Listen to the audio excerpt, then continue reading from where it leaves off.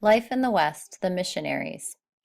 Ever since Lewis and Clark appeared among them, the Nez Perce had been friendly toward Americans. In 1831, three Nez Perce traveled to St. Louis to learn more about the white man's ways.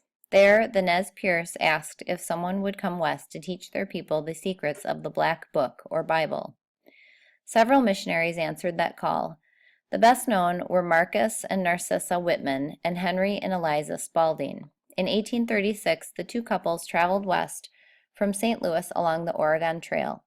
It was a difficult journey. Narcissa described the Rockies as the most terrible mountains for steepness. Still, the missionaries arrived safely in Oregon, proving that women could endure the journey west. A difficult start. On reaching Oregon, the group split up. The Spaldings went to work with the Nez Perce. The Whitmans worked among a neighboring group, the Cayuse. Neither couple knew very much about the people they hoped to convert. The result was a difficult start. After 3 years, the Spaldings finally made their first converts. In 1839, Henry baptized two Nez Perce chiefs. A year later, one of the chiefs had his infant son baptized as well. The child would grow up to be the leader best known as Chief Joseph. The Whitmans were less successful. The Cayuse were far more interested in the whites' weapons and tools than in their religion. The couple also offended the Cayuse. They refused to pay for the land they took for their mission or to offer visitor gifts, as was the Indians' custom. Not a single Cayuse converted to the new faith.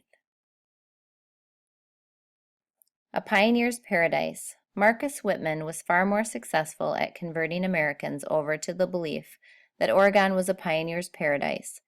It does not concern me so much what is to become of any particular set of Indians, he wrote. Our greatest work is to aid the white settlement of this country and help to found its religious institutions. In 1842, Marcus traveled east on horseback. Along the way, he urged Americans to settle in Oregon. On his return, he guided a large group of settlers along the Oregon Trail. More settlers soon followed. The poor Indians were amazed at the overwhelming number of Americans coming into the country, observed Narcissa. They seemed not to know what to make of it. In 1847, measles came west with settlers and swept through the Whitman mission.